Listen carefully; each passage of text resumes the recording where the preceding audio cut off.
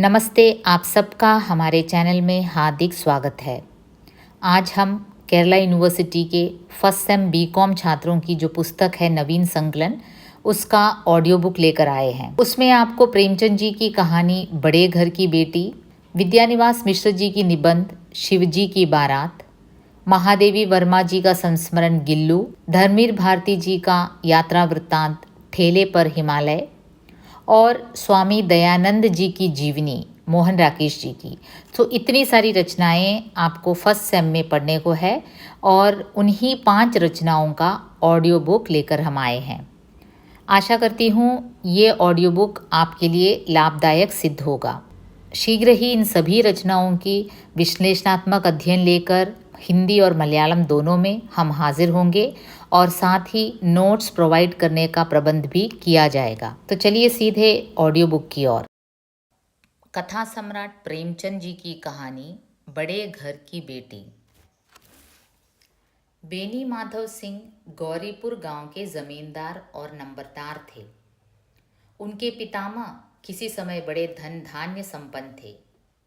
गांव का पक्का तालाब और मंदिर, जिनकी अब मरम्मत भी मुश्किल थी, उन्हीं की कीर्ति स्तंभ थे। कहते हैं इस दरवाजे पर हाथी झूमता था। अब उसकी जगह एक बूढ़ी भैंस थी, जिसके शरीर में अस्थि पंजर के सिवा और कुछ शेष न रहा था। पर दूध शायद बहुत देती थी, क्योंकि एक न एक आदमी हांडी लिए उसके सिर पर सवार ही रहता था। बेनी माधव सिंह अपनी आधी से अधिक संपत्ति वकीलों को भेंट कर चुके थे। उनकी वर्तमान आय 1000 रुपये वार्षिक से अधिक न थी। ठाकुर साहब के 2 बेटे थे। बड़े का नाम श्रीकंठ सिंह था। उसने बहुत दिनों के परिश्रम और उद्योग के बाद बीए की डिग्री प्राप्त की थी। अब एक दफ्तर में नौकर था।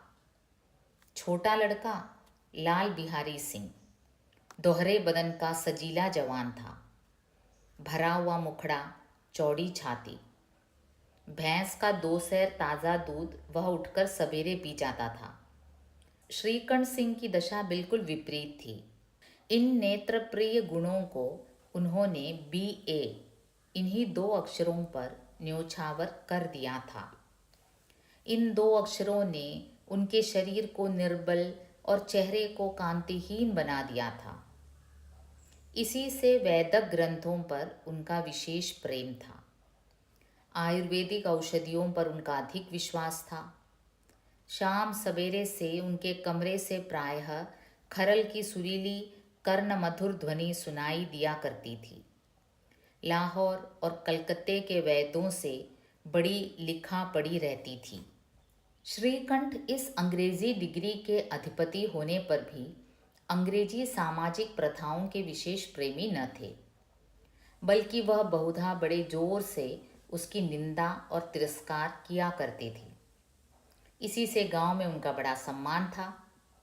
दशहरे के दिनों में वह बड़े उत्साह से रामलीला में सम्मिलित होते और स्वयं किसी न किसी पात्र का पाठ लेते थे। गौरीपुर में रामलीला के वही जन्मदाता थे। प्राचीन हिंदू सभ्यता का गुणगान उनकी धार्मिकता का प्रधान अंग था। सम्मिलित कुटुंब के तो वह एकमात्र उपासक थे। आजकल स्त्रियों को कुटुंब में मिलजुल कर रहने की जो अरुचि होती है, उसे वह जाति और देश दोनों के लिए हानिकारक समझते थे।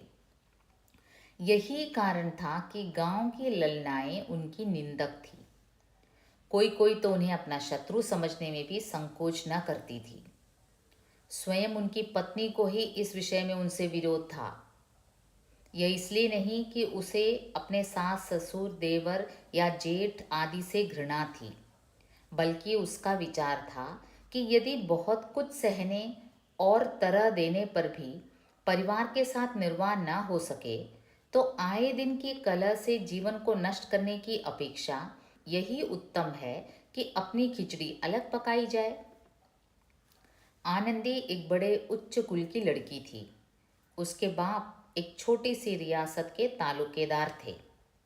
विशाल भवन, 1 हाथी, 3 कुत्ते, बाज, बहरी, शिकरे, झाड़ फानुस ऑनरेरी मजिस्ट्री और ऋण, जो एक प्रतिष्ठित तालुकेदार के भोग्य पदार्थ हैं, सभी यहाँ विद्यमान थे। नाम था भूप सिंह। बड़े उदार चित्त और प्रतिभाशाली पुरुष थे, पर दुर्भाग्य से लड़का एक भी न था। 7 लड़कियां हुई और दैव योग से सब की सब जीवित रहीं। पहली उमंग में तो उन्होंने 3 ब्याह दिल खोल कर किए, पर 15-20 हजार रुपयों का कर्ज सिर पर हो गया तो आंखें खुली, हाथ समेट लिया। आनंदी चौथी लड़की थी। वह अपनी सब बहनों से अधिक रूपवती और गुणवती थी। इससे ठाकुर भूप सिंह उसे बहुत प्यार करते थे। सुंदर संतान को कदाचित उसके माता पिता भी अधिक चाहते हैं। ठाकुर साहब बड़े धर्म संकट में थे कि इसका विवाह कहाँ करें। न तो यही चाहते थे कि ऋण का बोझ बढ़े, और न यही स्वीकार था कि उसे अपने को भाग्यहीन समझना पड़े। एक दिन श्रीकंठ उनके पास किसी चंदे का रुपया मांगने आया। शायद नागरी प्रचार का चंदा था। भूप सिंह उनके स्वभाव पर रीझ गए और धूमधाम से श्रीकंठ सिंह का आनंदी के साथ ब्याह हो गया। आनंदी अपने नए घर में आई तो यहाँ का रंग ढंग कुछ और ही देखा। जिस टीम टाम की उसे बचपन से ही आदत पड़ी हुई थी, वह यहाँ नाम मात्र को भी न थी। हाथी घोड़ों का तो कहना ही क्या, कोई सजी हुई सुंदर बहली तक न थी। रेशमी स्लीपर साथ लाई थी, पर यहाँ बाग कहाँ। मकान में खिड़कियाँ तक न थी, न जमीन पर फर्श, न दीवार पर तस्वीरें। यह एक सीधा सादा 2 हाथी गृहस्थ का मकान था। किंतु आनंदी ने थोड़े ही दिनों में अपने को इस नई अवस्था के ऐसा अनुकूल बना दिया मानो उसने विलास के सामान कभी देखे ही न थे। एक दिन दोपहर के समय लाल बिहारी सिंह 2 चिड़िया ले हुए आया और भावत से बोला, जल्दी से पका दो, मुझे भूख लगी है। आनंदी भोजन बनाकर उसकी राह देख रही थी। अब वह नया व्यंजन बनाने बैठी। हांडी में देखा तो घी पाँव भर से अधिक न था। बड़े घर की बेटी, किफ़ायत क्या जाने, उसने सब घी मांस में डाल दिया। लाल बिहारी खाने बैठा तो दाल में घी न था। बोला, दाल में घी क्यों नहीं छोड़ा? आनंदी ने कहा, घी सब मांस में पड़ गया। लाल बिहारी जोर से बोला, अभी परसों घी आया है, इतना जल्द उठ गया? आनंदी ने उत्तर दिया, आज तो कुल पाँव भर रहा होगा, वह सब मैंने मांस में डाल दिया। जिस तरह सूखी लकड़ी जल्दी से जल उठती है, उसी तरह क्षुधा से बावला मनुष्य जरा जरा सी बात पर तिनक जाता है। लाल बिहारी को बावस की यह ठिठाई बहुत बुरी मालूम हुई। तुनक कर बोला, मैके में तो चाहे घी की नदी बहती हो, स्त्री गालियां सह सकती हैं, मार भी सह लेती है, पर मैके की निंदा उससे नहीं सही जाती। आनंदी मुंह फेर कर बोली, हाथी मरा भी तो 9 लाख का, वहाँ इतना घी नित्य नाई कहार खा जाते हैं। लाल बिहारी जल गया, थाली उठाकर पलट दी और बोला, जी चाहता है जीप पकड़कर खींच लूं। आनंदी को भी क्रोध आ गया, मुंह लाल हो गया। बोली, वह होते तो आज इसका मजा चखाते। अब अप्पड़ उज्जड़ ठाकुर से न रहा गया। उसकी स्त्री एक साधारण जमींदार की बेटी थी। जब जी चाहता उस पर हाथ साफ कर लिया करता था। खड़ाऊ उठाकर आनंदी की ओर जोर से फेंकी और बोला, जिसके गुमान पर फूली हुई हो उसे भी देखूंगा और तुम्हें भी। आनंदी ने हाथ से खड़ाऊ रोकी, सिर बच गया, पर उंगली में बड़ी चोट आई। क्रोध के मारे हवा से हिलते पत्ते की भांति कांपती हुई अपने कमरे में आकर खड़ी हो गई। स्त्री का बल और साहस, मान और मर्यादा पति तक है। उसे अपने पति के ही बल और पुरुषत्व का घमंड होता है। आनंदी खून का घूंट पीकर रह गई। श्रीकंठ सिंह शनिवार को घर आया करते थे। बृहस्पति को यह घटना हुई थी। 2 दिन तक आनंदी कोप भवन में रही, न कुछ खाया न पिया, उनकी बाट देखती रही। अंत में शनिवार को वह नियमानुकूल संध्या समय पर आए और बाहर बैठकर कुछ इधर उधर की बातें, कुछ देशकाल संबंधी समाचार तथा कुछ नए मुकदमों आदि की चर्चा करने लगे। वह वार्तालाप 10 बजे रात तक होता रहा। गांव के भद्र पुरुषों को इन बातों में ऐसा आनंद मिलता था कि खाने पीने की भी सुधि न रहती थी। श्रीखंड को पिंड छुड़ाना मुश्किल हो जाता था। ये 2-3 घंटे आनंदी ने बड़े कष्ट से काटे। किसी तरह भोजन का समय आया, पंचायत उठी, एकांत हुआ तो लाल बिहारी ने कहा, भैया आप ज़रा भाभी को समझा दीजिएगा कि मुंह संभाल कर बातचीत किया करें, नहीं तो एक दिन अनर्थ हो जाएगा। वह बड़े घर की बेटी है तो हम भी कोई कुमी कहार नहीं है। श्रीखंड ने चिंतित स्वर में पूछा, आखिर बात क्या हुई?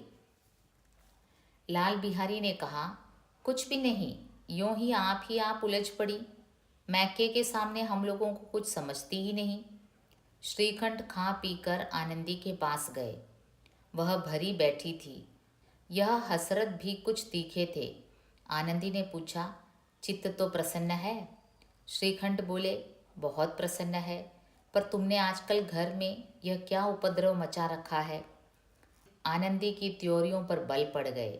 झुंझलाहट के मारे बदन में ज्वाला सी दहक उठी। बोली, जिसने तुमसे यह आग लगाई है उसे पाऊं तो मुंह झुलसा दूं। श्रीकंठ, इतनी गर्म क्यों होती हो? बात तो कहो। आनंदी, क्या कहूँ, यह मेरे भाग्य का फेर है। नहीं तो गंवार छोकरा जिसको चपरासीगिरी करने का भी शऊर नहीं, मुझे खड़ाऊं से मारकर यूं न अकड़ता।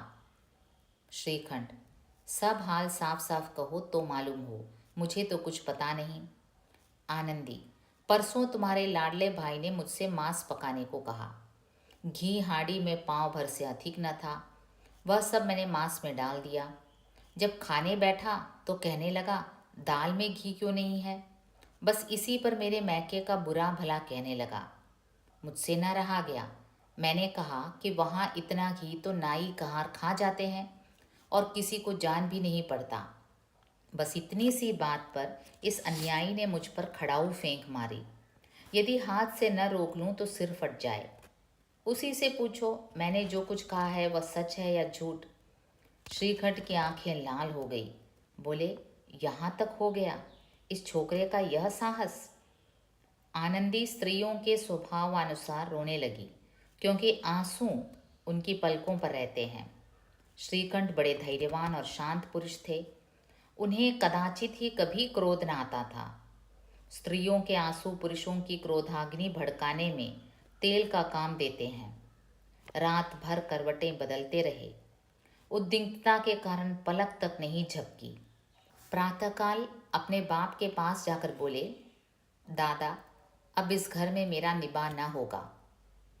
इस तरह की विद्रोहपूर्ण बातें कहने पर श्रीकंठ ने कितनी ही बार अपने कई मित्रों को आड़े हाथों लिया था, परंतु दुर्भाग्य, आज उन्हें स्वयं वे ही बातें अपने मुंह से कहनी पड़ी। दूसरों को उपदेश देना भी कितना सहज है। बेनी माधव सिंह घबरा उठे और बोले, क्यों? श्रीखंड, इसलिए कि मुझे भी अपनी मान प्रतिष्ठा का कुछ विचार है।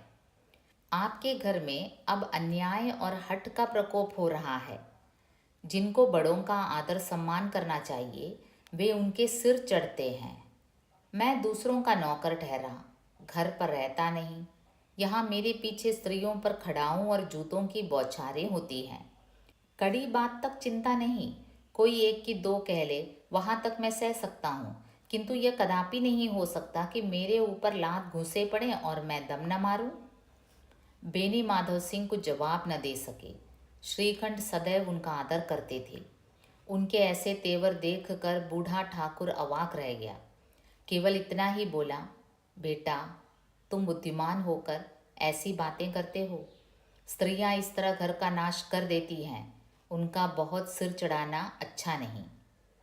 श्रीखंड, इतना मैं जानता हूँ, आपके आशीर्वाद से ऐसा मूर्ख नहीं हूँ।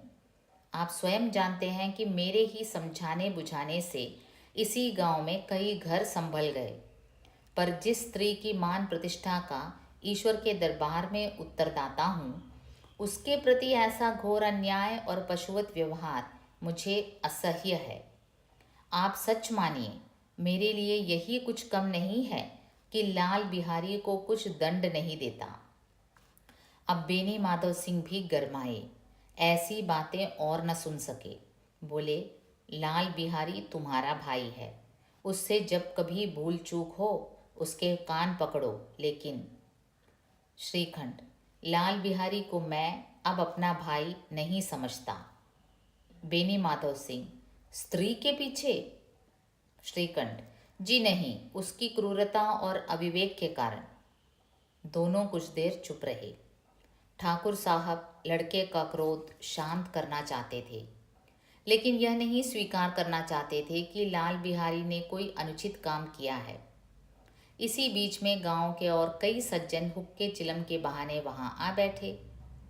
कई स्त्रियों ने जब यह सुना कि श्रीकंठ पत्नी के पीछे पिता से लड़ने को तैयार है तो उन्हें बड़ा हर्ष हुआ। दोनों पक्षों की मधुर वाणियां सुनने के लिए उनकी आत्माएं तिल मिलाने लगीं। गांव में कुछ ऐसे कुटिल मनुष्य भी थे जो इस कुल की नीतिपूर्ण गति पर मन ही मन जलते थे। वे कहा करते थे, श्रीखंड अपने बाप से दबता है, इसीलिए वह दब्बू है। उसने विद्या पढ़ी, इसलिए वह किताबों का कीड़ा है। बेनी माधव सिंह उसकी सलाह के बिना कोई काम नहीं करते, यह उनकी मूर्खता है। इन महानुभावों की शुभकामनाएं आज पूरी होती दिखाई दी। कोई हुक्का पीने के बहाने और कोई लगान की रसीद दिखाने आकर बैठ गया।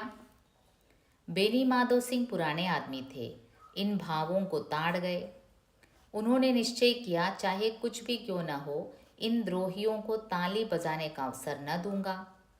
तुरंत कोमल शब्दों में बोले, बेटा, मैं तुमसे बाहर नहीं हूँ, तुम्हारा जो जी चाहे करो, अब तो लड़के से अपराध हो गया। इलाहाबाद का अनुभव रहित झल्लाया हुआ ग्रेजुएट इस बात को न समझ सका। उसे डिबेटिंग क्लब में अपनी बात पर अड़ने की आदत थी। इन हथकंडों की उसे क्या खबर। बाप से जिस मतलब से बात पलटी थी वह उसकी समझ में न आई। बोला, लाल बिहारी के साथ अब इस घर में नहीं रह सकता। बेनी माधव, बेटा, बुद्धिमान लोग मूर्खों की बात पर ध्यान नहीं देते।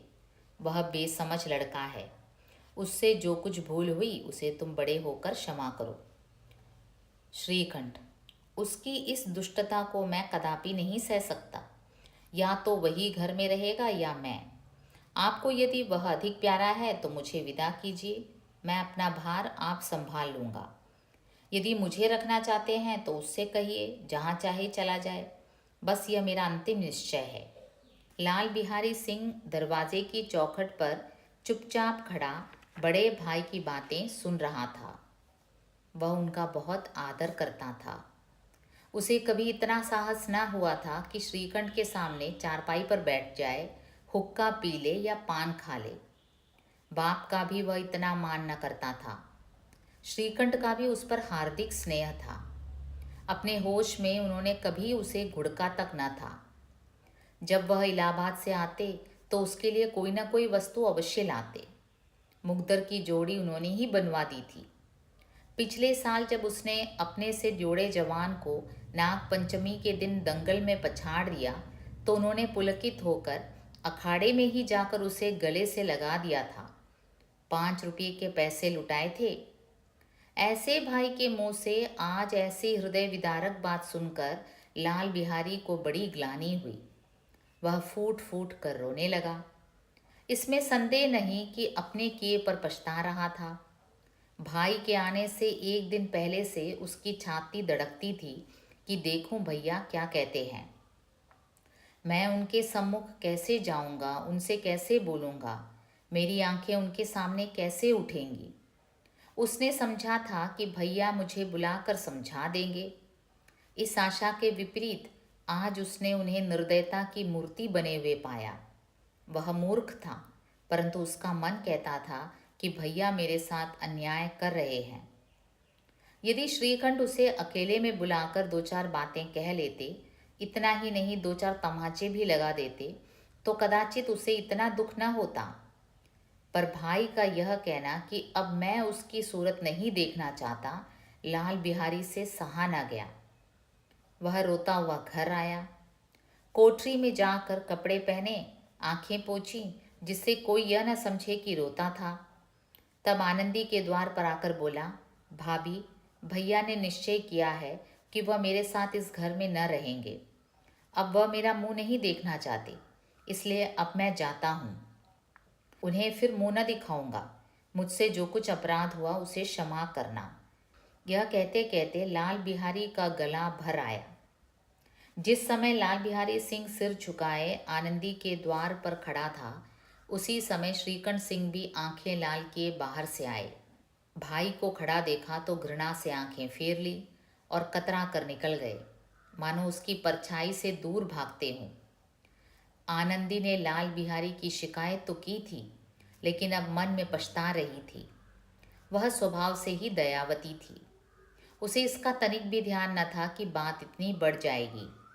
वह मन में अपने पति पर झुंझला रही थी कि यह इतने गर्म क्यों होते हैं। उस पर यह भय भी लगा हुआ था कि कहीं मुझसे इलाहाबाद चलने को कहें तो कैसे क्या करूंगी। इस बीच में जब उसने लाल बिहारी को दरवाजे पर खड़े यह कहते सुना कि अब मैं जाता हूँ, मुझसे जो कुछ अपराध हुआ क्षमा करना, तो उसका रहा सहा क्रोध भी पानी हो गया। वह रोने लगी। मन का मैल धोने के लिए नयन जल से उपयुक्त और कोई वस्तु नहीं है। श्रीकंठ को देखकर आनंदी ने कहा, लाला बाहर खड़े बहुत रो रहे हैं। श्रीकंठ, तो मैं क्या करूं? आनंदी, भीतर बुला लो, मेरी जीभ में आग लगे, मैंने कहाँ से यह झगड़ा उठाया। श्रीकंठ, मैं न बुलाऊंगा। आनंदी, पछताओगे, उन्हें बहुत ग्लानि हो गई है, ऐसा न हो कहीं चल दें। श्रीकंठ न उठे। इतने में लाल बिहारी ने फिर कहा, भाभी, भैया से मेरा प्रणाम कह दो, वह मेरा मुंह नहीं देखना चाहते, इसलिए मैं भी अपना मुंह उन्हें न दिखाऊंगा। लाल बिहारी इतना कहकर लौट पड़ा और शीघ्रता से दरवाजे की ओर बढ़ा। अंत में आनंदी कमरे से निकली और उसका हाथ पकड़ लिया। लाल बिहारी ने पीछे फिर कर देखा और आंखों में आंसू भरे बोला, मुझे जाने दो। आनंदी, कहाँ जाते हो? लाल बिहारी, जहाँ कोई मेरा मुंह न देखे। आनंदी, मैं न जाने दूंगी। लाल बिहारी, मैं तुम लोगों के साथ रहने योग्य नहीं हूँ। आनंदी, तुम्हें मेरी सौगंध, अब एक पग भी आगे न बढ़ाना। लाल बिहारी, जब तक मुझे यह न मालूम हो जाए कि भैया का मन मेरी तरफ से साफ हो गया, तब तक मैं इस घर में कदापि न रहूँगा। आनंदी, मैं ईश्वर को साक्षी करके कहती हूँ कि तुम्हारी ओर से मेरे मन में तनिक भी मैल नहीं है। अब श्रीखंड का हृदय भी पिघला। उन्होंने बाहर आकर लाल बिहारी को गले लगा लिया। दोनों भाई खूब फूट फूट कर रोए। लाल बिहारी ने सिसकते हुए कहा, भैया, अब कभी मत कहना कि तुम्हारा मुंह न देखूंगा। इसके सिवा आप जो दंड देंगे मैं सहर्ष स्वीकार करूंगा। श्रीकंठ ने कांपते हुए स्वर से कहा, लल्लू, इन बातों को बिल्कुल भूल जाओ। ईश्वर चाहेगा तो फिर ऐसा अवसर न आवेगा। बेनी माधव सिंह बाहर से आ रहे थे। दोनों भाइयों को गले मिलते देखकर आनंद से पुलकित हो गए। बोल उठे, बड़े घर की बेटियां ऐसी ही होती हैं, बिगड़ता हुआ काम बना लेती हैं। गांव में जिसने यह वृत्तांत सुना, उसी ने इन शब्दों में आनंदी की उदारता को सराहा। बड़े घर की बेटियां ऐसी ही होती हैं। विद्यानिवास मिश्र जी का निबंध शिवजी की बारात। पहली पत्नी सती देवी जलकर मरी तो कुछ दिन तो शिव बाबा उन्हीं के शोक में पागल रहे। यहाँ तक कि भूत प्रेतों से उन्होंने संगति कर ली और मसान में ही धुनी रमाने लगे। कैलाश का आश्रम उजड़ चला। कुबेर भंडारी अलकापुरी में ताला लगाकर इंद्र के दरबार में मुजरा सुनने चले गए। बिन घरनी घर भूत का डेरा चरितार्थ होते ही शिव बाबा ने दीन दुनिया से वैराग्य ले लिया। अब लंबोदर गणेश जी को चूल्हा सेंकना पड़ा। सो खाने के लिए तो 2 हाथों के अलावा सूंड का भी सदुपयोग करने में वे कुशल थे, पर रसोई बनाने में उन्हें अपनी अम्मा का दूध याद आने लगा और उन्होंने काम छोड़ने का बाकायदा नोटिस दे दिया। बूढ़े नंदी को भी अब गोग्रास मिलना बंद सा हो गया और जब तब इस श्मशान से उस श्मशान तक फेरी लगाने से वे असहयोग करने लगे। फलतः शिवजी ने अंतरंग कैबिनेट की बैठक बुलवाई। अंतरंग कैबिनेट में, जैसा कि विश्व विदित है, गणेश जी चीफ सेक्रेटरी का काम करते हैं, भैरव जी रक्षा विभाग संभालते हैं, कुबेर वित्त मंत्री हैं और नंदी देशाटन में पंडित होने के कारण विदेश मंत्री का भार संभालते हैं। आजकल सती के निधन से गृह मंत्री का पद रिक्त है। कैबिनेट की बैठक शुरू होते ही भूतों का प्रदर्शन शुरू हुआ और नारे लगाने लगे कि भांग का कोटा बढ़ाया जाए, नहीं तो नशातोड़ हड़ताल शुरू होगी। भैरव जी बाहर निकले और किसी तरह इस उपद्रव को उन्होंने शांत किया। मीटिंग शुरू हुई। कुबेर ने सूचित किया कि घोर कुप्रबंध के कारण आर्थिक स्थिति चौपट है। आप देशाटन में रहते हैं, यहाँ जम के दावतें होती हैं, इस तरह एक दिन भी काम आगे नहीं चलेगा। गणेश जी ने प्रतिवाद करना चाहा, पर उन्हें मतदान का अधिकार न होने के कारण बोलने का अवसर नहीं दिया गया। नंदी ने निवेदन किया कि गृह विभाग पर यदि कोई नियुक्ति शीघ्र न की गई तो विदेश में अपनी जमी हुई साख भी उखड़े बिना न रहेगी। भैरव ने इसकी पुष्टि की और बतलाया कि राशन की कटौती अब अधिक करने पर सेना में विद्रोह फैलने की आशंका है, लिहाजा गृह मंत्री का पद रिक्त नहीं रखा जा सकता। प्रधानमंत्री विधुर रहकर इस शासन को नहीं चला सकते। शिव बाबा ने पहले तो त्रिशूल चमकाया और सबको भाग जाने को कहा। गणेश जी ने इसको कार्यवाही में दर्ज नहीं किया, पर बाद में उन्होंने राम जी का स्मरण करके अपना निर्णय दिया कि देखो भाई, दूसरी शादी है, वह भी एक सुयोग्य पुत्र के होते हुए ढलती उम्र में। बड़ी इहलोक हंसाई होगी, पर हाँ, यदि किसी कुमारी की बुद्धि पर सचमुच पत्थर पड़ जाए और वह स्वयं मुझे पाने के लिए तपस्या करे तो मैं इस संबंध में पुनर्विचार के लिए प्रस्तुत हो सकता हूँ। कुबेर ने सहमति प्रकट की और मीटिंग बर्खास्त हुई। कुबेर ने नारद को मिलाकर यह साजिश की कि बहुत मनौती के बाद जडराज हिमालय के घर में एक कन्या आई है। किसी तरह उस कन्या से संबंध पक्का हो तो 5 उंगली घी में हो। हिमालय दहेज भरपूर देगा और हिमालय की कन्या सती की तरह तेज तो होगी नहीं, अपना चाकचिक्य रहेगा। सो नारद दंड फंद में उस्ताद ठहरे। ज्योतिषी बनकर उन्होंने अनजान बालिका पार्वती के मन में शिव जैसे बूढ़े और नीरस पति की स्वामिनी बनने में विश्व की ऐश्वर्य प्राप्ति की ऐसी आशा भर दी कि वह बेचारी सचमुच अन्न जल त्याग कर शिव के लिए तप करने लगी। ब्रह्मा को भी अपने बौरा लड़के की शादी ठीक करने के लिए दिलचस्पी हुई। उन्होंने सप्तऋषियों को कन्या निरीक्षण के लिए भेजा, पर बूढ़े वर को सप्तऋषियों के निरीक्षण से संतोष नहीं हुआ और वेश बदलकर उन्होंने स्वयं कन्या परीक्षण किया। कन्या पसंद आनी ही थी, सो पसंद आई। विवाह पक्का हुआ और सुदिन तय हो गया। कैबिनेट की फिर मीटिंग में डमरू, दूसरे में लंबा त्रिशूल देखते ही उनके हाथ से सोने की थाली छूटकर गिर पड़ी और वे गिरती पड़ती आंगन में पहुंचकर नारद के साथ पुष्ट का लोक भाषा में तर्पण करने लगी। पार्वती ने कोठे पर चढ़कर वर को इशारा किया कि गोसाई विष्णु के रूप का ध्यान कीजिए, नहीं तो गा बजाकर अकेले लौट जाना पड़ेगा। इस रूप को बाद में फिर धारण कर लीजिएगा। शिव बाबा ने देखा कि पका पकाया मामला बिगड़ना चाहता है, तो उन्होंने विष्णु के रूप का ध्यान किया और तब क्या, सांप का फन पुष्प मुकुट बन गया, जटा स्निग्ध कुंतल राशि में बदल गई, गज चर्म हंस दुकूल बन गया और शिव की शोभा के आगे किसी की शोभा ही नहीं रही। अब जब सांस परछने आई तो जल्दी जल्दी में उन्हीं का श्रृंगार उल्टा पलटा हो गया। आँख का काजल माथे लगा, माथे का टीका गले में आया, पैर का गहना हाथ में, हाथ का कंकन कानों में पहना गया। देख कर वर पक्ष के समधी ब्रह्मा भी अपनी सहज गंभीरता छोड़कर मुक्त भाव से हंस पड़े। वर मंडप में पहुंचाए जाने लगे कि इतने में गणेश जी को भूख लगी। वर ने गजवदन को कुम्हलाया देखा तो कहा कि पहले इनकी मोदक पूजा हो जाए, तब मैं आंगन में चलूँगा। 4 सेर जोख कर लड्डू आए, गणेश पूजा हुई और वर मंडप में आए। विधि विधान पूर्वक विवाह हुआ और वर को सखियाँ कोहबर घर में ले चलीं। आगे आगे गणेश जी भी चले, पर एक तो भारी शरीर, दूसरे पग पग पर लड्डू की भेंट। कोहबर के दरवाजे पर आते आते उनका खड़ा रहना दूभर हो गया और धम से ज़मीन पर आ रहे।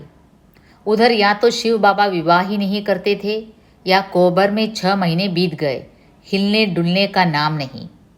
हिमालय के सामने अब बारात को टिकाना समस्या हो गई।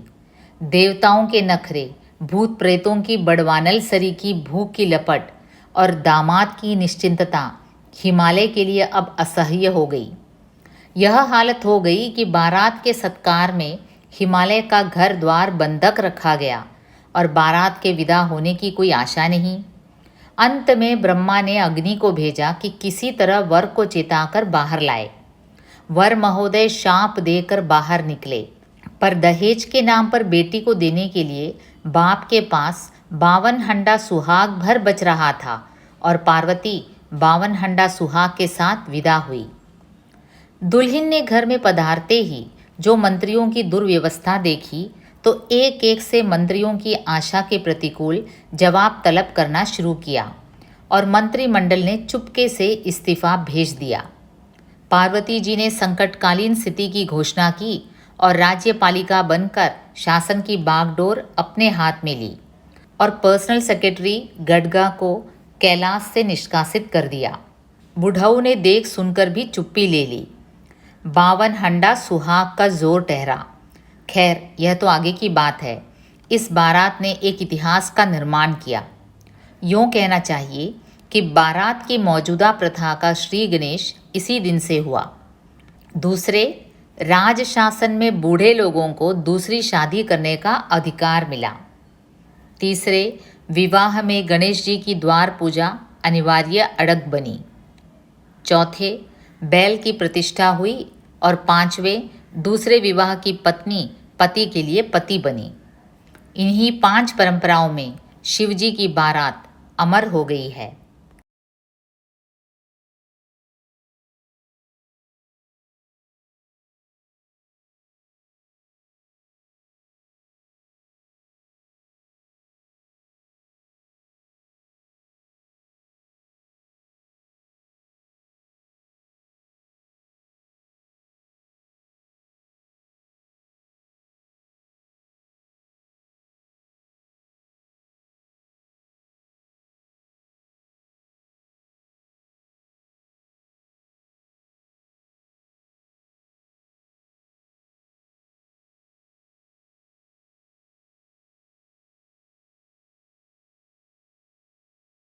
महादेवी वर्मा जी का रेखा चित्र गिल्लू। सोनजूही में आज एक पीली कली लगी है।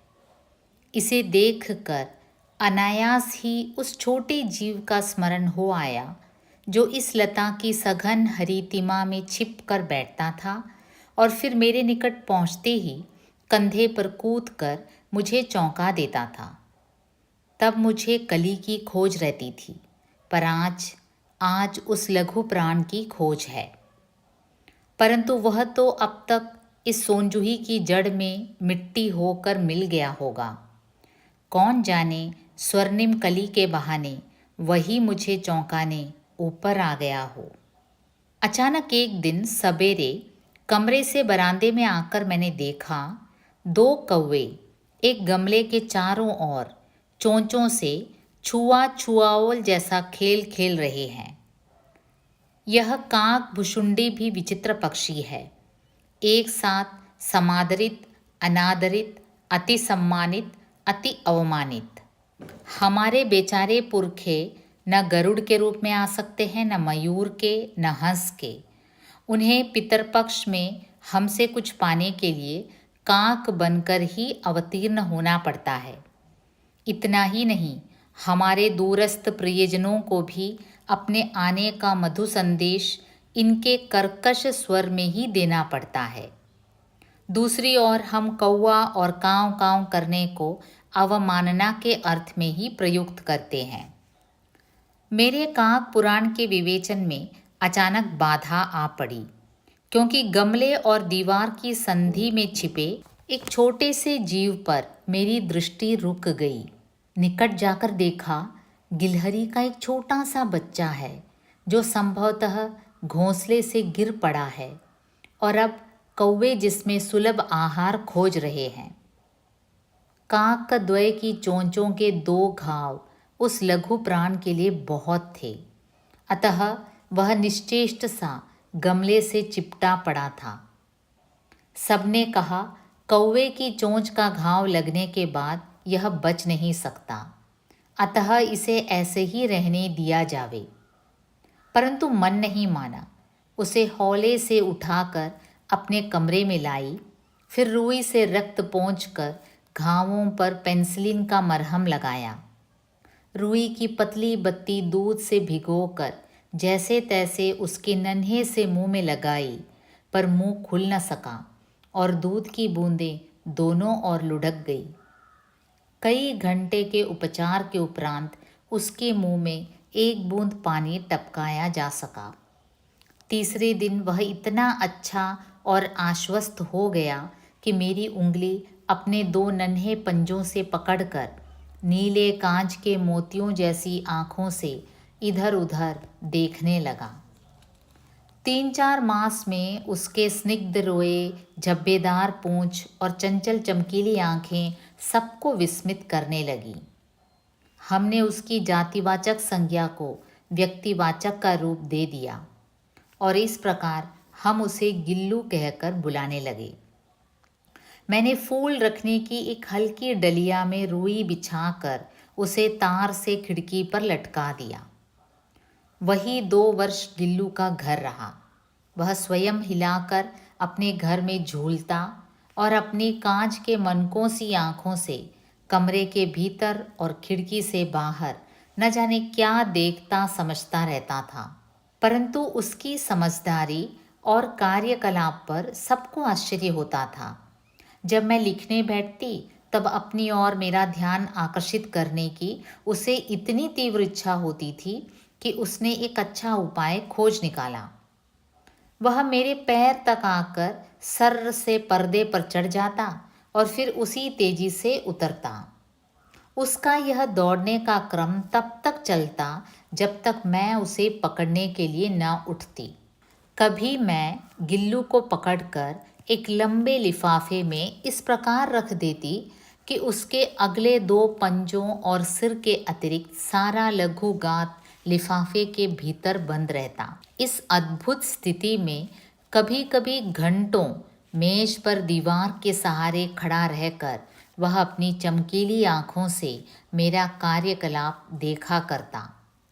भूख लगने पर चिक चिक करके मानो वह मुझे सूचना देता और काजू या बिस्किट मिल जाने पर उसी स्थिति में लिफाफे से बाहर वाले पंजों से पकड़कर उसे कुतरता रहता। फिर गिल्लू के जीवन का प्रथम वसंत आया। नीम चमेली की गंध मेरे कमरे में हौले हौले आने लगी। बाहर की गिलहरियाँ खिड़की की जाली के पास आकर चिक चिक करके न जाने क्या कहने लगी।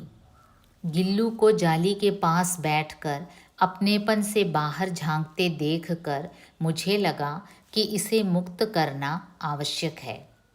मैंने कीलें निकालकर जाली का एक कोना खोल दिया और इस मार्ग से गिल्लू ने बाहर जाने पर सचमुच ही मुक्ति की सांस ली। इतने छोटे जीव को घर में पले कुत्ते बिल्लियों से बचाना भी एक समस्या ही थी। आवश्यक कागज पत्रों के कारण मेरे बाहर जाने पर कमरा बंद ही रहता है। मेरे कॉलेज से लौटने पर जैसे ही कमरा खोला गया और मैंने भीतर पैर रखा, वैसे ही गिल्लू अपनी जाली के द्वार से भीतर आकर मेरे पैर से सिर और सिर से पैर तक दौड़ लगाने लगा। तब से यह नित्य का क्रम हो गया। मेरे कमरे से बाहर जाने पर गिल्लू भी खिड़की की खुली जाली की राह बाहर चला जाता और दिन भर गिलहरियों के झुंड का नेता बना हर ढाल पर उछलता कूदता रहता और ठीक 4 बजे वह खिड़की से भीतर आकर अपने झूले में झूलने लगता। मुझे चौंकाने की इच्छा उसमें न जाने कब और कैसे उत्पन्न हो गई थी। कभी फूलदान के फूलों में छिप जाता, कभी पर्दे की चुन्नट में और कभी सोनजूही की पत्तियों में। मेरे पास बहुत से पशु पक्षी हैं और उनका मुझसे लगाव भी कम नहीं है, परंतु उनमें से किसी को मेरे साथ मेरी थाली में खाने की हिम्मत हुई है, ऐसा मुझे स्मरण नहीं आता। गिल्लू इनमें अपवाद था। मैं जैसे ही खाने के कमरे में पहुंचती, वह खिड़की से निकलकर आंगन की दीवार बरामदा पार करके मेज़ पर पहुंच जाता और मेरी थाली में बैठ जाना चाहता। बड़ी कठिनाई से मैंने उसे थाली के पास बैठना सिखाया, जहां बैठकर वह मेरी थाली में से एक एक चावल उठाकर बड़ी सफाई से खाता रहता। काजू उसका प्रिय खाद्य था और कई दिन काजू न मिलने पर वह अन्य खाने की चीज़ें या तो लेना बंद कर देता या झूले से नीचे फेंक देता था। उसी बीच मुझे मोटर दुर्घटना में आहत होकर कुछ दिन अस्पताल में रहना पड़ा। उन दिनों जब मेरे कमरे का दरवाज़ा खोला जाता, गिल्लू अपने झूले से उतरकर दौड़ता और फिर किसी दूसरे को देखकर उसी तेजी से अपने घोंसले में जा बैठता। सब उसे काजू दे आते, परंतु अस्पताल से लौटकर जब मैंने उसके झूले की सफाई की तो उसमें काजू भरे मिले, जिनसे ज्ञात होता था कि वह उन दिनों अपना प्रिय खाद्य कितना कम खाता रहा। मेरी अस्वस्थता में वह तकिए पर सिरहाने बैठकर अपने नन्हे नन्हे पंजों से मेरे सिर और बालों को इतने हौले हौले सहलाता रहता कि उसका हटना एक परिचारिका के हटने के समान लगता। गर्मियों में जब मैं दोपहर में काम करती रहती तो गिल्लू न बाहर जाता न अपने झूले में बैठता। उसने मेरे निकट रहने के साथ गर्मी से बचने का एक सर्वथा नया उपाय खोज निकाला था। वह मेरे पास रखी सुराही पर लेट जाता और इस प्रकार समीप भी रहता और ठंडक में भी रहता। गिलहरियों के जीवन की अवधि 2 वर्ष से अधिक नहीं होती, अतः गिल्लू की जीवन यात्रा का अंत आ ही गया। दिन भर उसने न कुछ खाया न बाहर गया। रात में अंत की यातना में भी वह अपने झूले से उतरकर मेरे बिस्तर पर आया और ठंडे पंजों से मेरी वही उंगली पकड़कर हाथ से चिपक गया जिसे उसने अपने बचपन की मरणासन स्थिति में पकड़ा था। पंजे इतने ठंडे हो रहे थे कि मैंने जाग कर हीटर जलाया और उसे उष्णता देने का प्रयत्न किया, परंतु प्रभात की प्रथम किरण के स्पर्श के साथ ही वह किसी और जीवन में जागने के लिए सो गया। उसका झूला उतार कर रख दिया गया है और खिड़की की जाली बंद कर दी गई है, परंतु गिलहरियों की नई पीढ़ी जाली के उस पार चिक चिक करती ही रहती है और सोनजूही पर बसंत आता ही रहता है। सोनजूही की लता के नीचे गिल्लू को समाधि दी गई है, इसलिए भी कि उसे वह लता सबसे अधिक प्रिय थी, इसलिए भी कि उस लघु गात का किसी वासंती दिन जूही के पीताब छोटे फूल में खिल जाने का विश्वास मुझे संतोष देता है।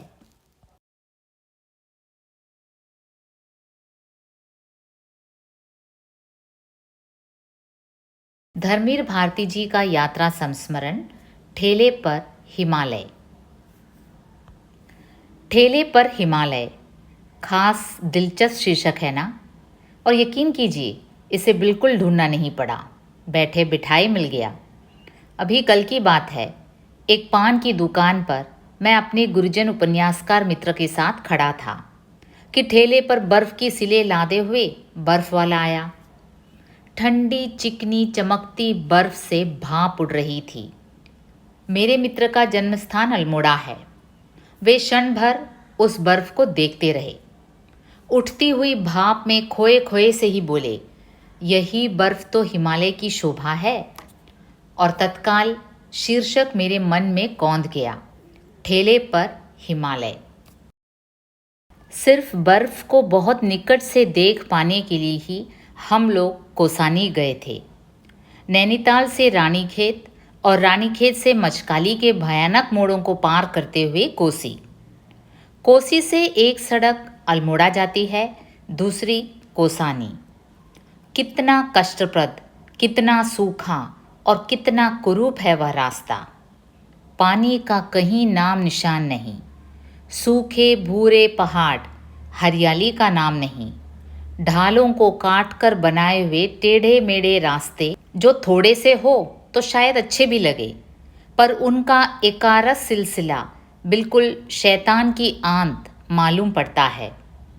फिर मचकाली के टेढ़े मेढ़े रास्ते पर अल्मोड़ा का यह नौसिखुआ और लापरवाह ड्राइवर, जिसने बस के तमाम मुसाफिरों की ऐसी हालत कर दी कि जब हम कोसी पहुँचे तो सभी मुसाफिरों के चेहरे पीले पड़ चुके थे। कौसानी जाने वाले सिर्फ हम दो थे, वहीं उतर गए। बस अल्मोड़ा चली गई। सामने के एक टीन के छप्पर में काठ की बेंच पर बैठकर हम वक्त काटते रहे। तबीयत सुस्त थी और मौसम में उमस भी। 2 घंटे बाद दूसरी लॉरी आकर रुकी और जब उसमें प्रसन्न वदन शुक्ल जी को उतरते देखा तो हम लोगों की जान में जान आई। शुक्ल जी जैसा सफ़र का साथी पिछले जन्म के पुण्यों से ही मिलता है। उन्होंने ही हमें कौसानी आने का उत्साह दिलाया था और खुद तो कभी उनके चेहरे पर थकान या सुस्ती दिखी ही नहीं थी। उन्हें देखते ही हमारी भी सारी थकान काफूर हो जाया करती थी। पर शुक्ल जी के साथ यह नई मूर्ति कौन है?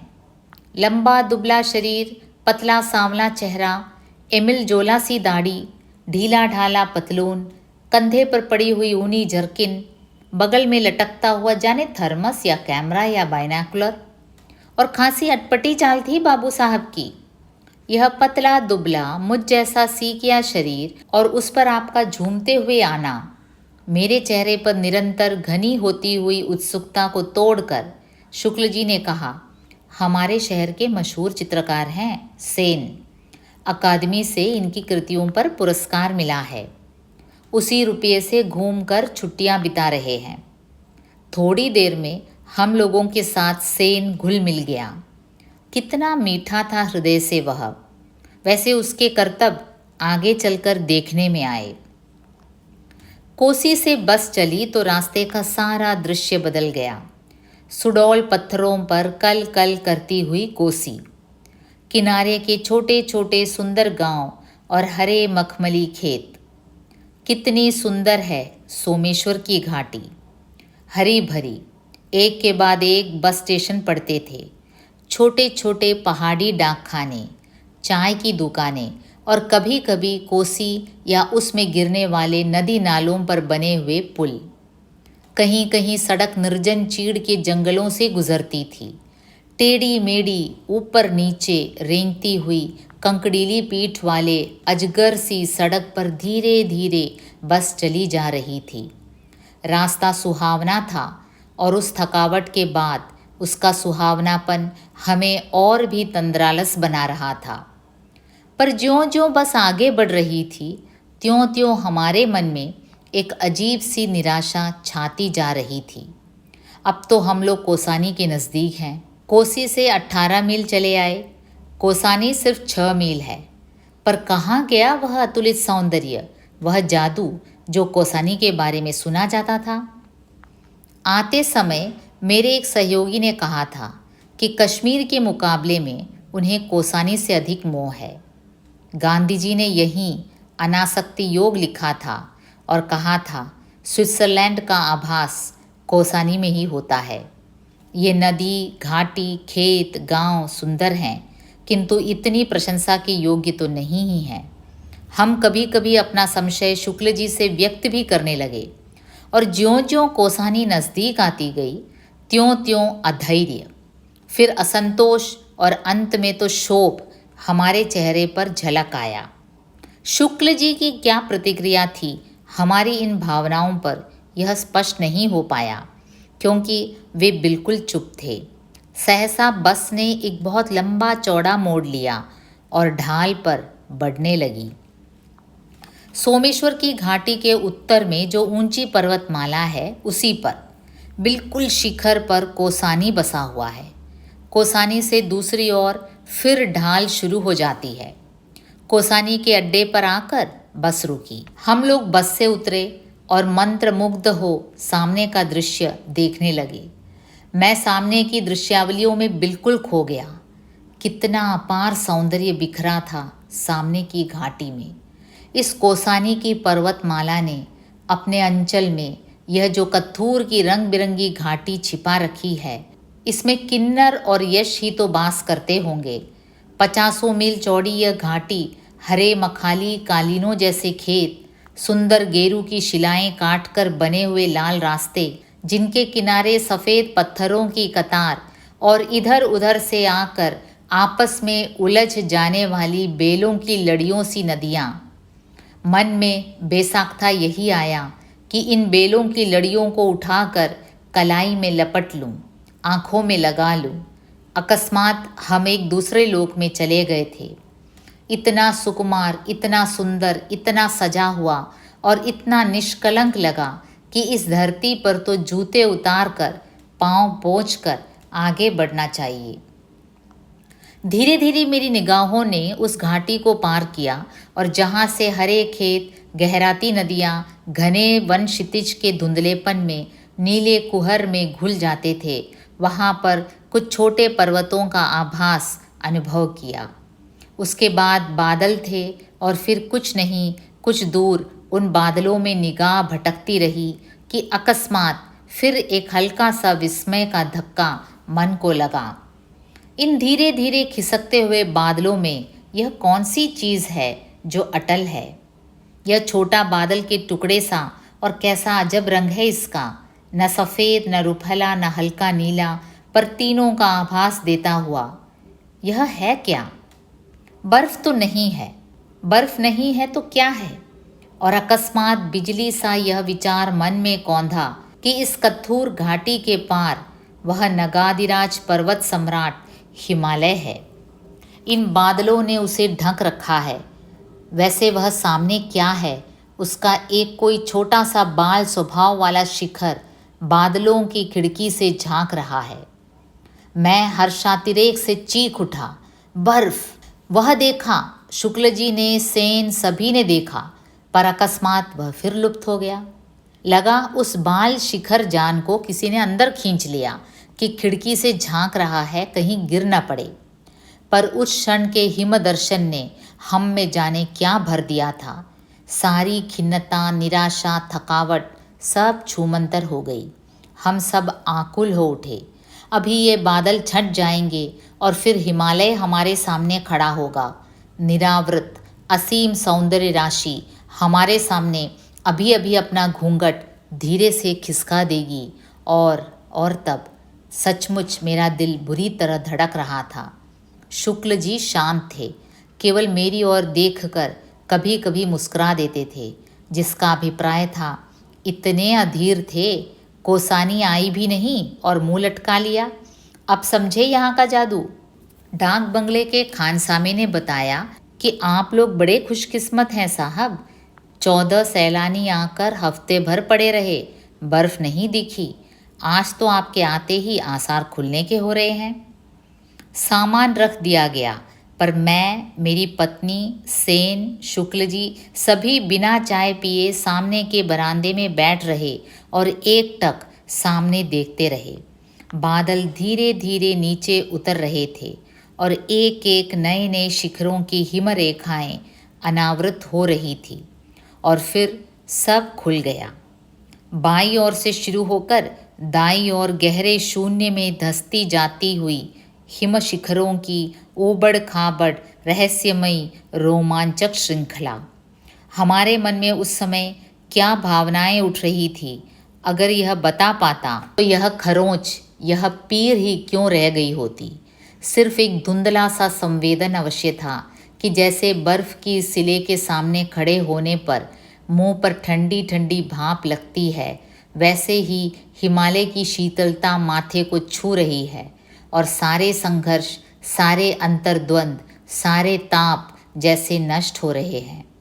क्यों पुराने साधकों ने दैहिक, दैविक और भौतिक कष्टों को ताप कहा था और उसे नष्ट करने के लिए वे क्यों हिमालय जाते थे, यह पहली बार मेरी समझ में आ रहा था। और अकस्मात एक दूसरा तथ्य मेरे मन के क्षितिज पर उदित हुआ। कितनी पुरानी है यह हिमराशि। जाने किस आदिम काल से यह शाश्वत अविनाशी हिम इन शिखरों पर जमा हुआ है।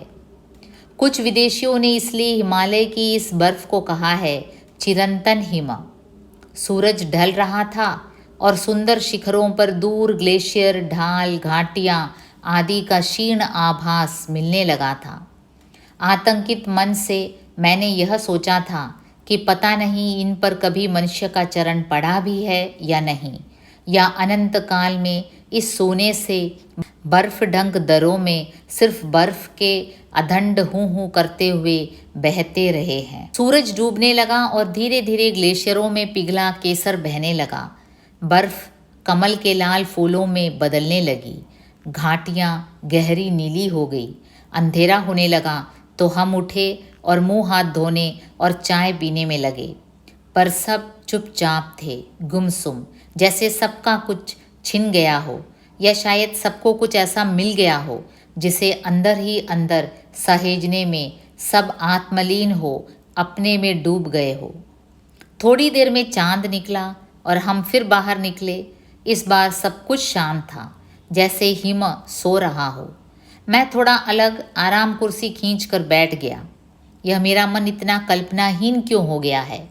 इसी हिमालय को देखकर किस किस ने क्या क्या नहीं लिखा। और मेरा मन है कि एक कविता तो दूर, एक पंक्ति, एक शब्द भी तो नहीं जागता। पर कुछ नहीं, यह सब कितना छोटा लग रहा है इस हिम सम्राट के समक्ष। पर धीरे धीरे लगा कि मन के अंदर भी बादल थे जो छंट रहे हैं। कुछ ऐसा उभर रहा है जो इन शिखरों की ही प्रकृति का है, कुछ ऐसा जो इसी ऊंचाई पर उठने की चेष्टा कर रहा है ताकि इनसे इन्हीं के स्तर पर मिल सके। लगा वह हिमालय बड़े भाई की तरह ऊपर चढ़ गया है और मुझे छोटे भाई को नीचे खड़ा हुआ कुंठित और लज्जित देखकर थोड़ा उत्साहित भी कर रहा है, स्नेह भरी चुनौती दे रहा है। हिम्मत है, ऊंचे उठोगे? और सहसा सन्नाटा तोड़कर सेन रविंद्र की कोई पंक्ति गा उठा और जैसे तंद्रा टूट गई और हम सक्रिय हो उठे। अदम्य शक्ति, उल्लास, आनंद जैसे हम में झलक पड़ रहा था। सबसे अधिक खुश था सेन। बच्चों की तरह चंचल, चिड़ियों की तरह चहकता हुआ बोला, भाई साहब, हम तो आश्चर्यचकित हैं कि भगवान के क्या क्या कारनामे इस हिमालय में होते रहते हैं। इस पर हमारी हंसी मुश्किल से ठंडी हो पाई थी कि अकस्मात वह शीर्षासन करने लगा। पूछा गया तो बोला, मैं भले प्रकार से हिमालय देखूंगा। बाद में मालूम हुआ कि वह बम्बई की अत्याधुनिक चित्रशैली से थोड़ा नाराज है और कहने लगा, वे सब प्रतिभाशाली लोग सिर के बल खड़ा होकर दुनिया को देखते हैं, इसी से मैं सिर के बल हिमालय देखता हूँ। दूसरे दिन घाटी से उतरकर 12 मील चलकर हम बैजनाथ पहुँचे, जहाँ गोमती बहती है। गोमती की उज्ज्वल जलराशि में हिमालय की बर्फीली चोटियों की छाया तैर रही थी। पता नहीं उन शिखरों पर कब पहुँचूं, कैसे पहुँचूं, पर उस जल में तैरते हुए हिमालय से जी भर के भेंटा, उसमें डूबा रहा। आज भी उसकी याद आती है तो मन पिरा उठती है। कल ठेले की बर्फ को देखकर वे मेरे मित्र उपन्यासकार जिस तरह स्मृतियों में डूब गए, उस दर्द को समझता हूँ। और जब ठेले पर हिमालय की बात कहकर हंसता हूँ तो यह उस दर्द को भुलाने का ही बहाना है। वे बर्फ़ की ऊंचाइयाँ बार बार बुलाती हैं और हम हैं कि चौराहों पर खड़े ठेले पर लद कर निकलने वाली बर्फ़ को ही देख कर मन बहला लेते हैं। किसी ऐसे ही क्षण में ऐसे ही ठेलों पर लदे हिमालयों से घिर कर ही तो तुलसी ने कहा था, कबहू कहो यही रहनी रहोगो, मैं क्या कभी ऐसे भी रह सकूँगा वास्तविक हिम शिखरों की ऊंचाइयों पर। और तब मन में आता है कि फिर हिमालय को किसी के हाथ संदेश भेज दूं, नहीं बंधु जाऊंगा, मैं फिर लौटकर वहीं जाऊंगा, उन्हीं ऊंचाइयों पर तो मेरा आवास है, वहीं मेरा मन रमता है, मैं करूं तो क्या करूं।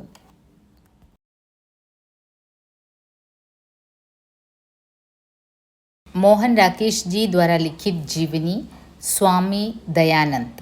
काठियावाड़ का एक छोटा सा गांव टंकारा। इसी गांव में एक संपन्न भूमिपति थे, अंबा शंकर।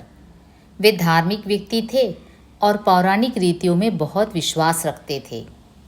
सारे विधि विधानों का पालन बहुत नियम पूर्वक किया करते थे। उनके यहाँ एक बालक ने जन्म लिया जिसका नाम रखा गया मूल शंकर। पिता की कामना थी कि बालक की शिक्षा ऐसी हो जिससे बड़ा होकर वह घर की परंपरा बनाए रखे। मूल शंकर 14 वर्ष के थे जब पिता ने इनसे शिवरात्रि का व्रत रखने के लिए कहा। रात होने पर पिता पूजा पाठ के लिए उन्हें गांव के बाहर एक मंदिर में ले गए। पूजा का क्रम लगभग आधी रात तक चलता रहा। उसके बाद भक्तों को नींद आने लगी, परंतु मूल शंकर की आस्था गहरी थी, इसलिए ये नहीं सोए। एक टक शिव प्रतिमा को देखते रहे। सहसा उन्होंने देखा एक चूहा बिल से निकलकर प्रतिमा को चढ़ाई गई भोग की सामग्री खाने लगा। मूल शंकर का मन अशांत हो उठा। उन्होंने पिता को जगाकर उनसे कई प्रश्न पूछे। कोई संतोषजनक उत्तर नहीं मिला। उस दिन उनके जीवन की दिशा बदल गई। उन्होंने वास्तविक शिव को खोजने का संकल्प कर लिया। कुछ समय बाद मूल शंकर की बहन का देहांत हो गया। बहन से इन्हें बहुत स्नेह था, इसलिए इनके हृदय को बहुत चोट पहुंची। अभी वह चोट भरी नहीं थी कि चाचा की मृत्यु हो गई। इनका मन घर से उच्चाट होने लगा। मन में तरह तरह के प्रश्न जागने लगे। जीवन की वास्तविकता क्या है? सांसारिक स्नेह संबंधों का क्या अर्थ है? धर्म व्यक्ति को किस प्रकार निस्तार देता है और धर्म का वास्तविक रूप क्या है?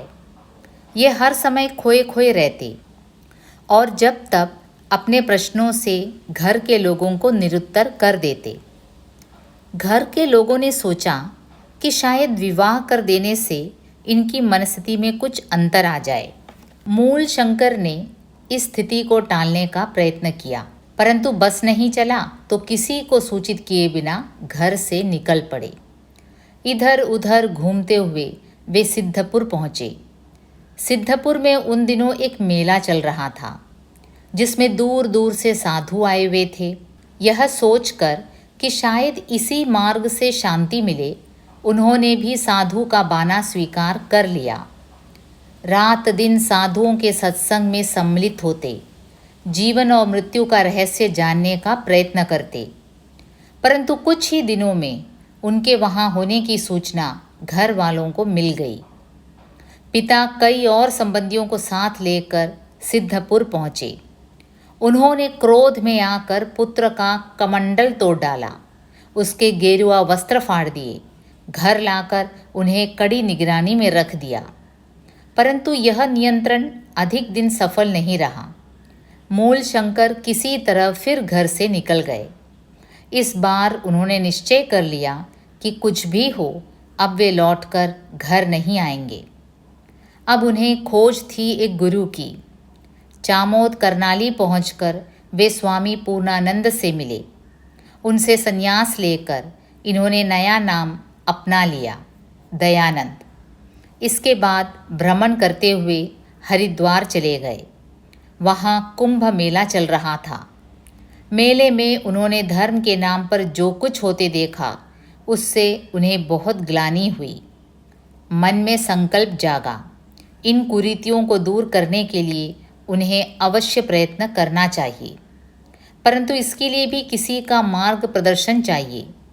उन्होंने सुन रखा था कि गढ़वाल में अलकनंदा के पार बहुत से योगी रहते हैं। वे वहाँ पहुँचे, पर कोई ऐसा योगी नहीं मिला जो सचमुच उन्हें दिशा दिखा सकता। वहाँ से वे गढ़मुक्तेश्वर गए।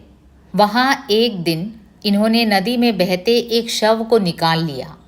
उसकी चीर फाड़ करके देखना चाहा कि योगियों द्वारा बताए गए चक्र तथा कुंडलिनियाँ आदि उसमें हैं या नहीं, परंतु शव के अंदर जो कुछ मिला वह सर्वथा भिन्न था। वे कानपुर गए, प्रयाग गए, काशी गए, पर कहीं भी उन्हें अपने मन के अनुकूल गुरु नहीं मिला। फिर पता चला कि मथुरा में दंडी स्वामी बिरजानंद नाम के नेत्रहीन ब्राह्मण रहते हैं, जो सचमुच उनका पथ प्रदर्शन कर सकते हैं। वे मथुरा चले गए। स्वामी बिरजानंद से मिलकर उन्हें लगा कि सचमुच यही गुरु हैं जिसकी उन्हें खोज थी। स्वामी बिरजानंद संस्कृत व्याकरण के पंडित थे। वेदों की उन्होंने मौलिक व्याख्या की थी।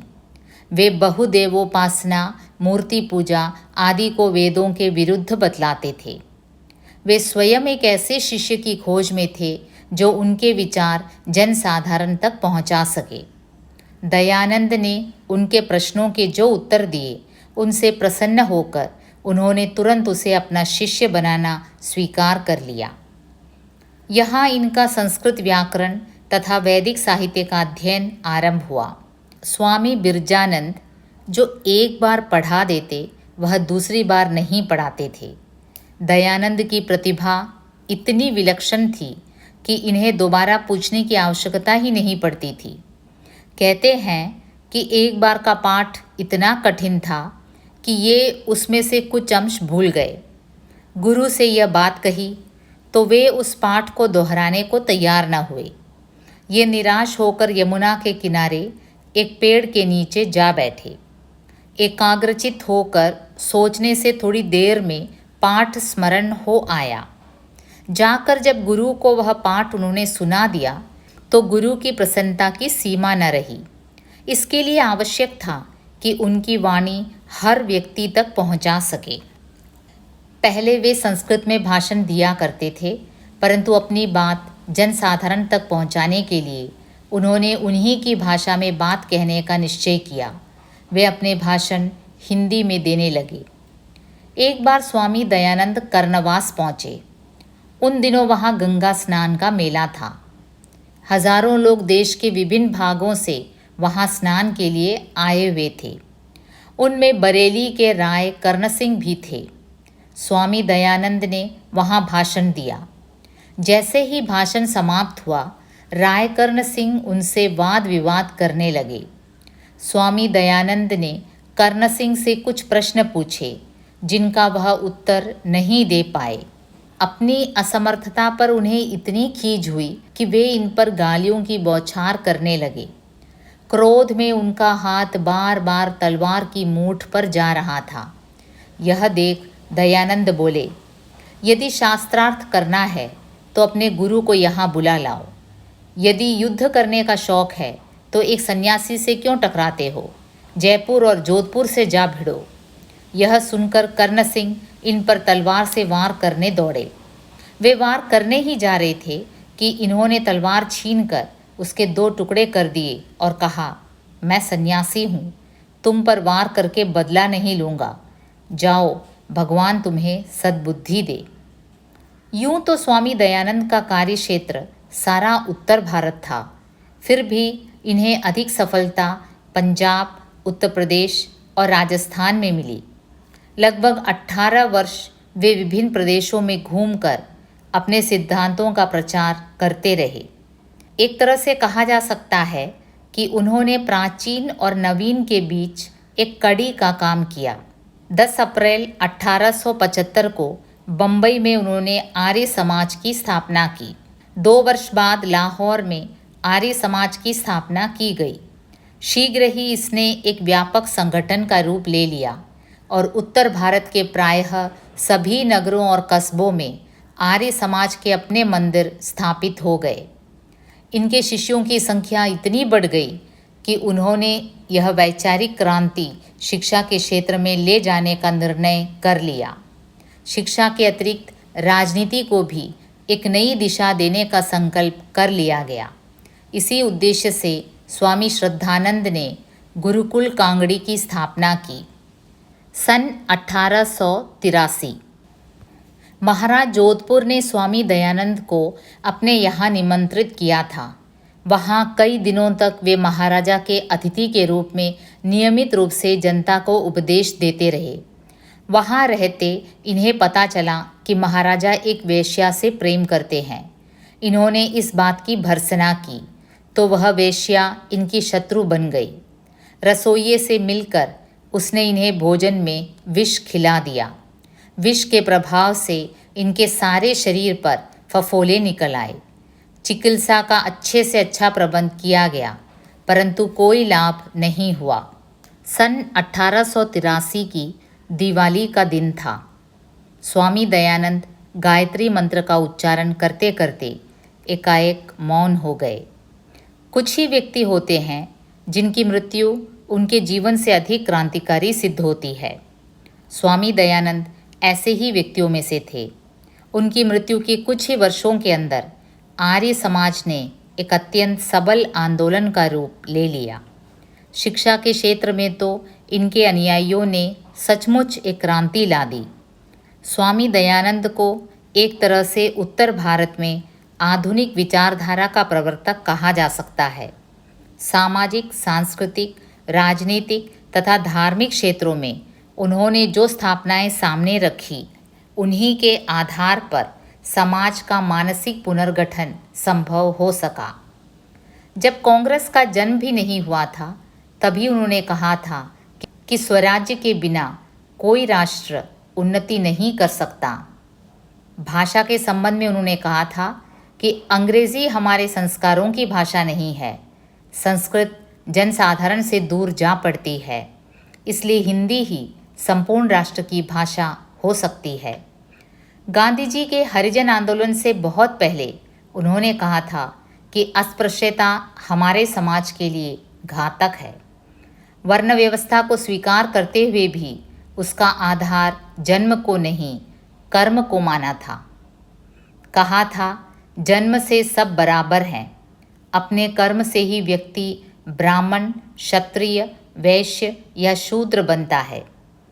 इसी तरह स्त्री शिक्षा का सूत्रपात तथा विधवा विवाह का समर्थन करके उन्होंने एक पिछड़े समाज को अग्रगामी बनाने में बहुत बड़ा योग दिया। विश्व कवि रविन्द्रनाथ ने इन शब्दों में उनके प्रति श्रद्धांजलि अर्पित की थी, जिसकी दिव्य दृष्टि ने भारत की आत्मगाथा में सत्य और एकता का बीज देखा, जिसकी प्रतिभा ने भारतीय जीवन के विविध अंगों को प्रदीप्त कर दिया, जिसका उद्देश्य इस देश को अविद्या, अकर्मण्यता और प्राचीन ऐतिहासिक तत्व विषयक अज्ञान से मुक्त कर सत्य और पवित्रता के लोक में लाना था। उस गुरु को मेरा बारंबार प्रणाम है।